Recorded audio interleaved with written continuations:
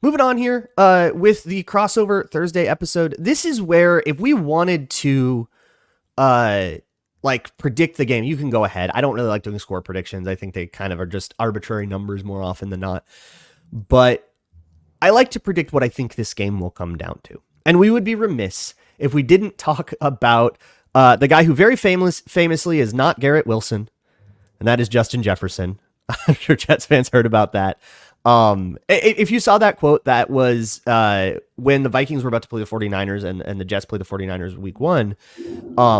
Somebody asked him about like, hey, does it help you to watch how they played the Jets to prepare? And he was like, yeah, of course.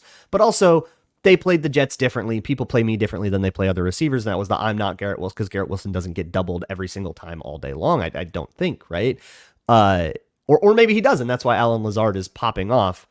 But what the Jets like to do is man up, because they got the dudes to do it, because they've got, in my opinion, the best corner in the league. Maybe Pat Surtain. I'll entertain that, but those are the two for me. And will they man that guy up on Justin Jefferson?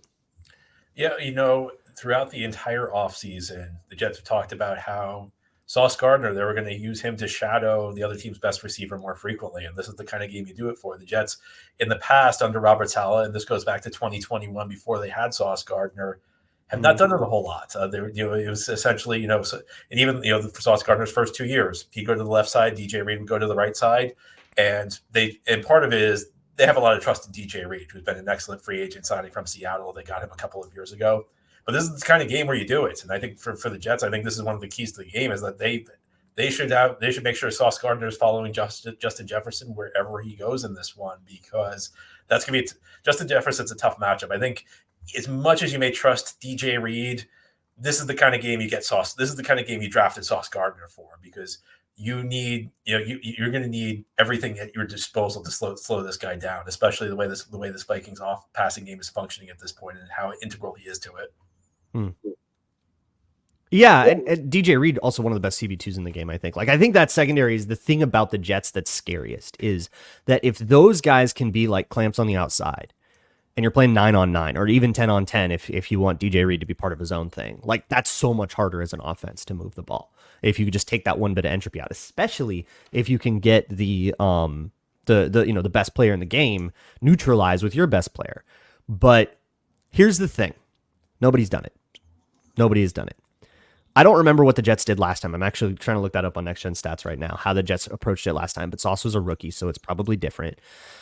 But the last team, well, now the team that tried it was the Texans. They tried to put Derek Stingley on him, the other corner that went above Sauce. Didn't go great. 34-7. Went poorly. And they did try to man him up for a little bit. They started zoning off later in the game when things got out of hand. But other than that, you got to go back 2 years to Marshawn Lattimore. Last time the Vikings were in London, they tried to man him up. And it's Marshawn Lattimore. That's a good corner. Totally smoked. Otherwise, everybody's been too high. Everybody's been bracketing, doubling, trying to get horizontal brackets, diagonal brackets, whatever their coverage likes to do. They're picking out, where is 18? We got to get 2 on him. If the Jets have the courage and Sauce has the juice, I think this might be the only team in the league. If the Jets can't do it, nobody can do it. And I think the Jets have to try and do it, because, as I mentioned, they've had a lot of issues against the run. And, I think that they're going to have to bring that extra safety down to try and help on Aaron Jones, who I know is off to an outstanding start this season. I mean, I think, look, Justin Jefferson's the best receiver in the NFL. I'd be lying to you if I said that matchup isn't terrifying for the Jets. But when you have Sauce Gardner and you have this kind of run defense, and you look at the way the Vikings are running the football, the Jets have to send extra resources to try and stop the run game. And I don't know. I don't know. I don't know how Sauce Gardner is going to hold up against Jefferson. Jefferson might be the one receiver who can beat him, but I think based on the way this Jets team is built, their strengths and weaknesses, this is what you have to do. I mean, this is why you have Sauce Gardner, because you don't have a great defensive line right now. So you have a great corner. You have to lean on the great corner. Yeah, so just looking at it at Next Gen Stats from the last game, they played sides, which I'm going to guess the Jets like to do a lot, where, Sauce is just on the defense left, DJ Reed on the defense right, and you say come at me, whoever you're going to come at me with. We're not scared of your matchups because we trust both of these guys. So you might not get a lot of Jefferson on Sauce if that's the thing you do. You might put him on DJ Reed and say, let's take this matchup away unless you want to have him actually shadow, which would be different. But also, again, Sauce was a rookie 2 years ago, and he's a superstar bona fide now. This isn't his first year anymore, so that could be something. But what do you think this game is going to come down to? What's your X factor here? I think that the Jets need to force turnovers in this game. This offense is still very much working things out, and I think that this Minnesota defense is a tough matchup. And I think there's some things the Jets can do offensively. I think you need to see more Braylon Allen for the Jets on offense, and your listeners, if they're college football fans, may recognize him because Braylon Allen's from Big Ten country, played at Wisconsin. Sure. Really very promising rookie. And Breece Hall, who I think is a phenomenal young back, just in a slump right now. I also think Braylon Allen might be stylistically better for this Vikings defense because Breece Hall is kind of like a slasher. He looks for his hole, waits for things to develop. I think against this Vikings defense, you just need a guy who's going to move forward, be more of a north and south runner. That's where Braylon Allen is. But I think this Jets offense is still trying to sort things out, and I think they need to force turnovers. My experience with Sam is obviously different from yours. We know that Sam. This is how it goes. So the Vikings, I think they're like tied for third in the league in takeaways, and they're second in the league in giveaways.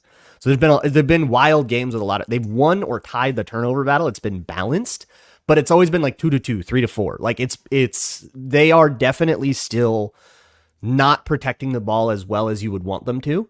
But the defense is forcing turnovers as well. So the turnover battle is a pretty good key to this one. There's this stat that's very famous in the Vikings world now, that the Vikings under Kevin O'Connell are 21-0 when they tie or lead the turnover battle. As long as they don't lose the turnover battle, they don't lose the game. But it is Sam Darnold. It's still Sam Darnold, okay? It's not a totally different guy. It's still the guy you know. He's in there. He's a little bit more repressed, okay? He's a little bit more of a childhood memory, but he's in there. Maybe seeing the green and white will bring it out of him. Yeah, well, the first game was at MetLife against the Giants, so you kind of thought maybe bad memories would come, but no, he played great in that game. But we'll see what happens in London. This game comes down to. I think you can always look to special teams. Jets lost their game. Look, I'm not saying the Jets lost this game because of special teams, but Greg Zuerlein did miss a field goal. Zuerlein's been a little shaky. He made 3 field goals, but a bunch of them were ones he just snuck through. Jets special teams has historically been a big positive for the team. This year, it's been a little bit more up and down. They haven't gotten big results from their return game. I think whenever you're talking about a game that could be tight, special teams could make a difference. It did make. I didn't want to blame it on Zuerlein because the Jets messed up so many other things last week. But I think you always look to the special teams battle because that could end up swinging the game one way or another. Special teams make special teams. For me, I also want to focus on Will McDonald. If that is truly the Jets' focused pass rusher, and I'm going to guess that if you looked at the pass rushes, you're going to see him on a lot of one-on-ones, trying to get his matchups right, moving him around. Or do they move him around? Do you know? Or do they just let him kind of rush off the same side against the same guy all day? I think Jets guys line up all over the place. Okay. But, Saleh likes to move him around a little bit. Because when he was in San Francisco, Nick Bosa would just be on a guy. But I don't know. Two schools of thought where sometimes you want him to be able to play the long game and go up against the same tackle all day and set him up and bring up a subversion at the right time and kind of play this long battle against a guy. And then sometimes you just want to move him around and say, but what if you rush against the guard? But the Vikings have had bookend tackles all year that have been playing phenomenal football, Christian Darrisaw and Brian O'Neill. And they've been up against quite the gauntlet. Nick Bosa, Danielle Hunter, Will Anderson, Rashawn Gary handed him probably his worst game in a while, at least of the season. So unless they want to try to get Will Anderson inside, Will McDonald inside, that's going to be, I think, a difficult matchup and one that makes me feel pretty good about the Vikings here. I think that I see why the Vikings are favorite, but also, they're 4-0. They're white hot, and the Jets are coming off this super ugly loss. So I get why the vibes are the way they are. Do you have any, whether it's a score prediction or a vibes prediction, do you have anything to round this thing out with? I think the Jets need to play at a much higher level than they have in the past 4 weeks. They played very well on the Thursday night game, week 3 against New England, but this team's 2-2. this team in many ways is lucky to not be 1-3 because they did not play well week 2 against Tennessee. And when you started the season, expectations were very high for this team. All around New York, there was talk, is this team going to contend for a Super Bowl? Week 1, they played they played the team that almost won the Super Bowl last year. They don't look like they belong on the same field. Week 2, they play a Tennessee team that's frankly not very good, and it was a very touch and go game. New England, they did look like a very good team, but last week that was a game most people penciled in as a win before it started. So I think it was a tough matchup for the Jets, and I think that the Jets need to play at a much higher level because even though they got that win week 2, if they play that way if they play the way they did in their week 2 win against Tennessee, against Minnesota this Sunday, they're going to get blown out. If they play the way they did against the 49ers week 1, they're going to get blown out. If they play the way they did against Denver week 4, they're going to get blown out. This team has not, for the most part, looked anything close to a Super Bowl contender, and now they're going up against the team the hottest start in the league. So what I'd say is that I think the Jets can win. I mean, some of it might be, the trip to London's always a bit of an X factor. How do teams respond? It's an equalizer, yeah. Sam, there's going to be the question. Can Sam keep it up? Does Sam have an off game? That could be an equalizer. But I just think that if this Jets team doesn't play at a higher level, they're not going to win this game.